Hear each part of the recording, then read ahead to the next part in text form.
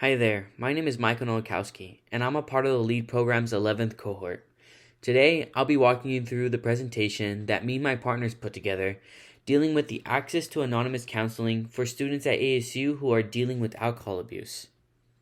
The problem we decided to focus on for this project was a lack of access to anonymous counseling and programs when it comes to alcohol abuse.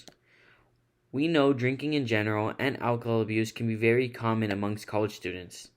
As you may know, 4 out of 5 college students drink alcohol, and half of those students have reported that they have engaged in binge drinking. Also, 20% of college students meet the criteria for an alcohol disorder. An alcohol disorder is when a person has an uncontrollable urge to drink alcohol. With these statistics in mind, we understand that ASU does a lot when it comes to students who are struggling with alcohol abuse. But one thing we saw a lack of was specific counseling programs for alcohol abuse. We also noticed that ASU is lacking an anonymous hotline specifically dealing with students that struggle with alcohol abuse.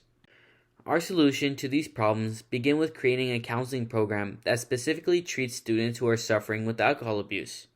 The first step would be to have ASU hire more counselors that specialize in alcohol abuse. This would allow students to have a safe space where they could receive help with their addiction and have counselors who are specifically dedicated to their addiction. The reason this is so important is because 40% of students with the condition do not seek help. The concern of stigma is the number one reason students do not seek help.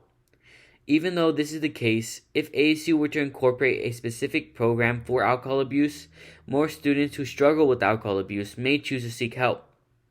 The statistics above just show a general percentage of students who do not seek help, but it could pave a way for more students struggling with alcohol abuse to seek help with ASU's counseling. Our solution does not stop there. To make sure that students could receive continued help, we would work with ASU to set up a hotline that students could call when they are struggling with alcohol abuse. This too could be anonymous so that students would feel comfortable calling for advice. The hotline would be similar to the programs like Alcohol E-Checkup to Go, the Everfi Alcohol Education Program, and Cognitive Behavioral Therapy along with Alcohol Counseling Program. Basically, the hotline would allow college students to receive feedback on their drinking patterns throughout college and allows them to have an understanding of what it does to their bodies and ways to regulate it. The difference between the programs listed above and the hotline is that the hotline would be more person interaction based. Instead of receiving help with their alcohol abuse by interacting with the screen, it would allow students to take a real person and talk to them on the phone. Since we know of ASU's success with their anonymous hotline for domestic abuse and drug abuse, we know that this too can be successful. The hotline is important because it would allow students to feel more comfortable with seeking help, especially for students who might be afraid to get help from their families, friends, or professors because they don't want to get in trouble or be judged.